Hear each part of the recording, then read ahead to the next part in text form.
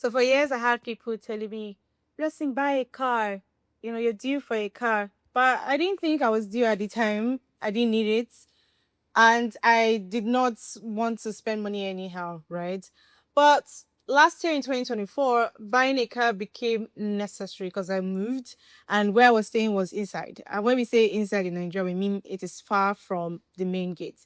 And because of that, I had to buy a car. Was it difficult for me? Not really, because I had money stashed somewhere and I could just take from it and buy the car. So in this video, I'm going to be talking about saving and how you can start your saving journey.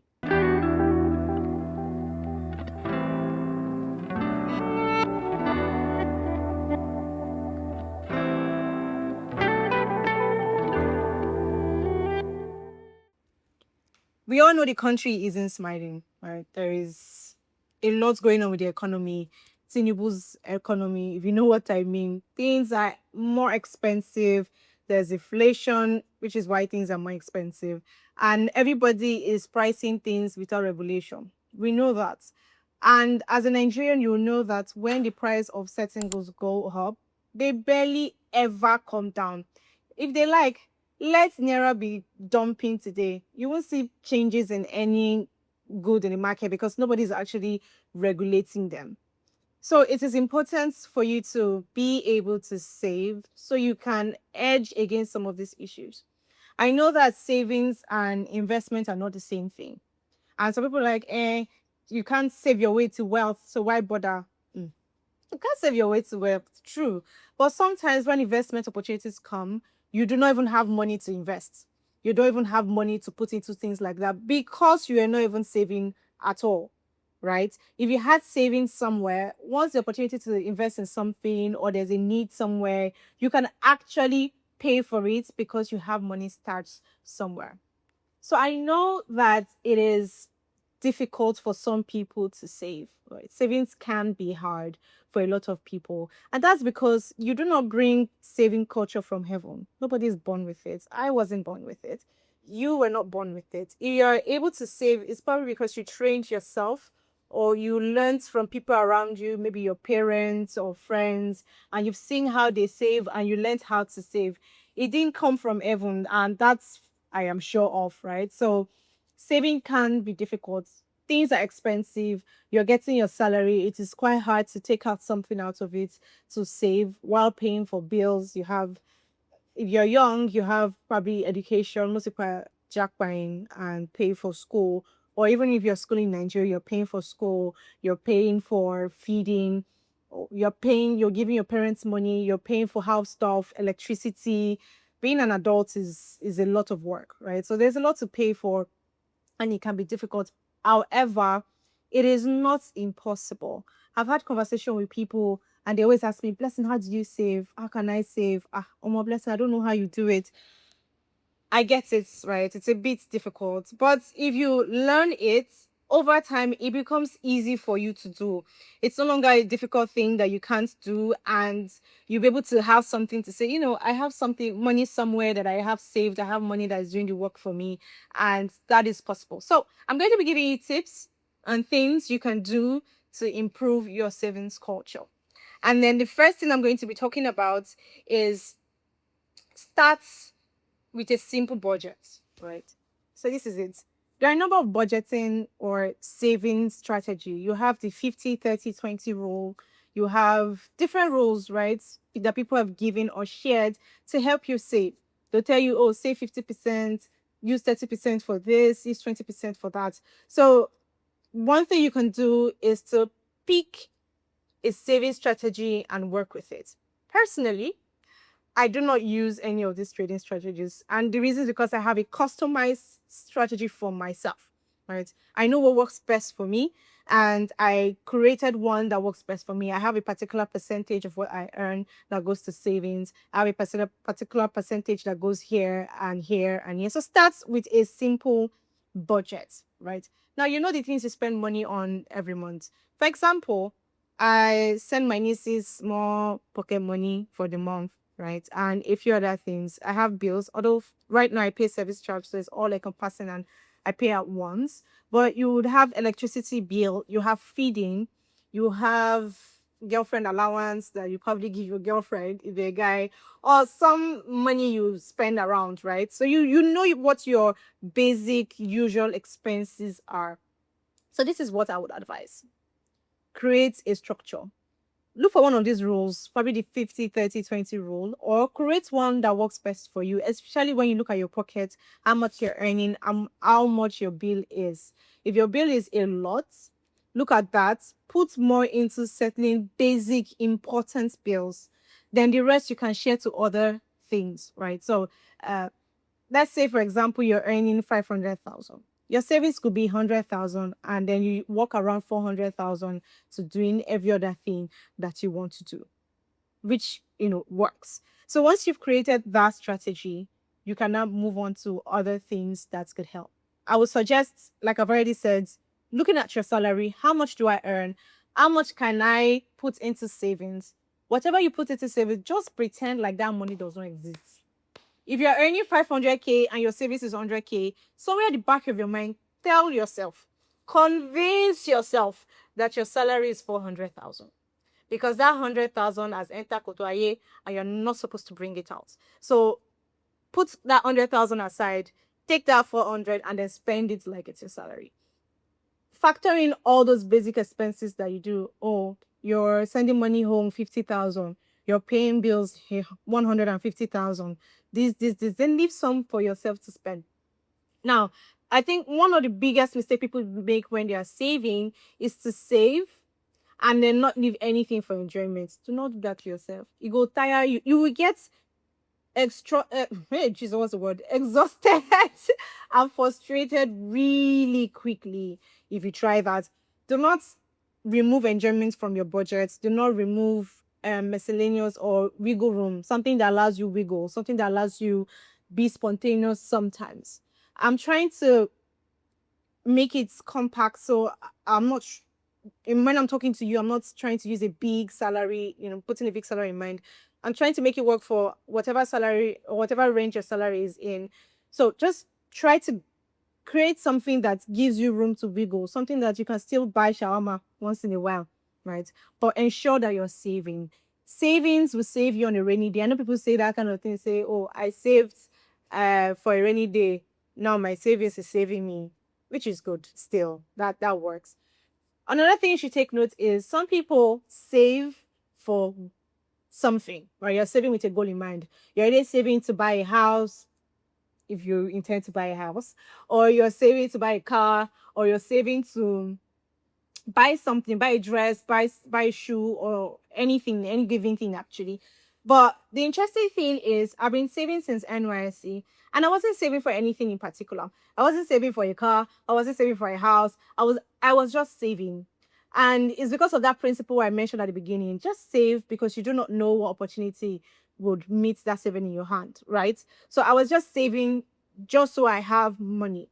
And then when the opportunity to buy, or the need, it wasn't really an opportunity, but when the need for a car came, I was able to buy it without any problem because I've been saving to pay, even though it wasn't for a car, right? So just keep saving. You don't know what you might need it for. So with that in mind, you don't need to have a need. You don't need to be saving towards something specifically. I think that's a misconception people have.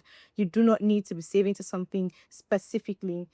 And then to help you, create a separate account. For some people, the reason why they're unable to save is because they can't use their eyes to see money in their accounts resting. I don't know why. I've created or developed some level of tolerance. I can see money in my account, and both of us will be looking at it. I will look you look me, I look you look me. Everybody will go their separate ways. But if you think or you believe you're not that kind of person, if you think you can't be looking at your money in your bank account and rest, you won't be able to sleep until you've spent it. Create a different bank account that you do not have access to all the time, or you do not, for you to get money out of it, you have to go to the bank and withdraw. That will help you. We have fintechs these days that help you with savings. You have Piggyvest, you have Cowrywise, you have all of that. I personally do not use them. And the reason I don't is because I don't need to. Like I said, I can be looking at my money like this and my money is looking back at me and we'll just be looking at ourselves. Nobody's need to touch it. I know not a lot of people have that tolerance. Not a lot of people have that self-control when it comes to money. So use Piggyverse, use Carrywise, use any other one that you are aware of. Use them, save your money, lock it, and throw away the keys until the time elapses. I think for Piggyverse it's like 3 months. You can withdraw every 3 months, which is good and which works. So do that and you'll be fine. Now, a third thing you can consider is getting help. I have helped a few friends of mine save. Right? They know they don't have the what's the word, self control that I have, and so I give them an account which is not my basic or general account. I just give them one account I open with a bank that I don't really use, and then I give them the account number, so they send money they want to save to that account whenever they have money, and they know that for them to get that money from me, you have to come with a very good reason. If your reason is somebody asked me for money, so I what's the person asking you for money for? Is it important? Is it something you don't have to give? I will, vet everything. And if I do not consider your reason good enough, I ain't giving you any goddamn 5 kobo, right? And I've done it for 2, 3 friends before in because of my life, right? Where I help them keep their money, and they know that 1 naira will not be missing from their money, and they also know that they can only withdraw from me if they have very good reasons. Oftentimes I notice their reasons are never really good enough, so no, you're not getting that money, and that's just final. So get help. Mind you, if you're getting help, ensure the person is like me or even better. What I mean is the person has those qualities I just mentioned that I have. I can look at your money is looking at me, and I'm not going to touch it. Your money is always available where you need it. And the person has the ability to tell you no. If you cannot find a friend like that, please find Piggyverse to drop your money. It's not be said that it's because I said it that you're going to give a friend a person run with your money, or the person is your money to japa. If you do not have a friend like me, when I mean friend, I mean like someone you trust, put it in Piggyverse and control your funds from by yourself. I know some people do this agile thing where you bring money together like a pool, and then you take it on a certain month. If that works for you, fine, right? I think that works best when there is something you need to buy immediately and you don't have the fund for it, but you'll be able to make the funds over time. So you gather the money at once, and then you pay over time. If that's not your case, I would suggest you save rather than do a job. Because if you do a job and you take the money and you spend it, it will be more difficult for you to put that money back. So do savings, do Piggyverse. I would recommend those above this agile. So let's talk about eating expenses. There are some expenses that come because you are not tracking how much you spend, or better still, you're not tracking what you're spending on. You just buy stuff sometimes. You don't know that these hidden expenses are eating into your savings. Sometimes the hidden expenses are money you also give people, just here and there. That things you buy, the shawarmas. Now, I already mentioned before that you should make some wiggle room for shawarma, but we should be able to know how much that is costing you and what exactly you're buying. Sometimes it's some things you're subscribing to, Netflix and the rest, that you actually do not need. Or let's say you even need Netflix because we all need entertainment, right? But there might be something you're subscribed to that you should have unsubscribed to since that you haven't unsubscribed to yet. So you need to take an inventory of what you're paying for. I would suggest that for 1 month, take inventory. Use a spreadsheet. There are apps that you can use. I am going to list some of them once I'm able to find them, so you can use them. But a spreadsheet works, right? Take that painstaking time to take inventory of how much you spend and what you're spending on. Then look at it, judge by yourself from the inside of your heart if everything you're spending on, you should be spending on them, or if they are worth your time or they are worth your money. So do that, and it will help you, trust me. But speaking about eating expenses, there's something I would want to talk, something special, and it's called black tax.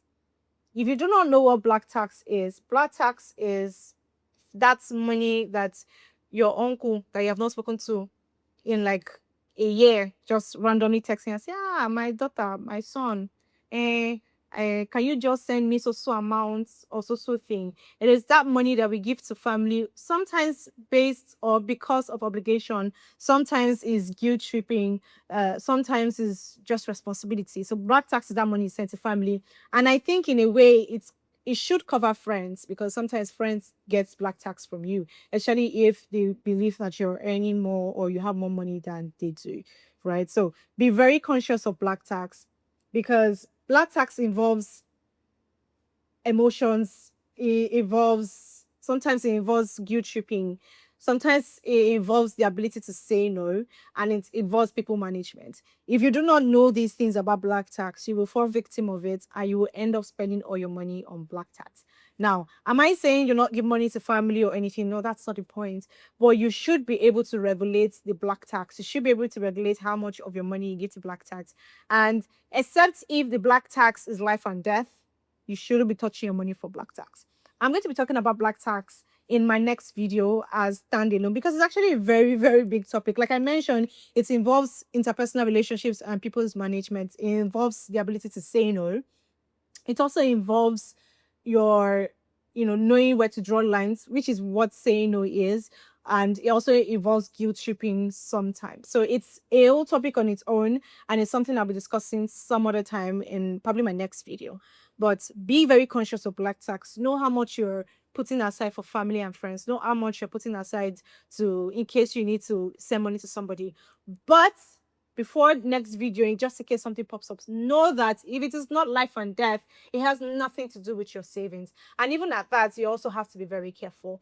So with that, I hope I have given you 1, 2, 3 things that you need to know about savings. I know it's not easy sometimes, especially for people who do not already have that saving culture. It's not in their body already. If you're starting out, listen, it's not impossible. You can do it. I've done it, I still do it, and a number of people have developed it and still do it. The economy is not smiling, we know that, but you can help yourself. So the economy is not smiling, I know that, and I understand, right? That's why I know what people probably do CPEX, because most times, because of the growing bills and the things we need to pay for and the prices of things, we are looking for how we can make money quick and fast. Be careful, right? We've seen MMM, we've seen CBEX, we've seen the rest of that. We all know that these things are risky, and it's best for you not to get involved. Try to save, right? So that you can at least do 1 or 2 things. You can do it. It's not impossible. People have done it. I've done it. I've learned to save over the years, and I still do. You can. So work on it. Use some of these tips I've highlighted. Next week we'll talk about black tax in full, and then I'll discuss how you can manage for it. Have a very lovely week, guys, month, and stay blessed, stay good. I'll catch you some other time. Bye.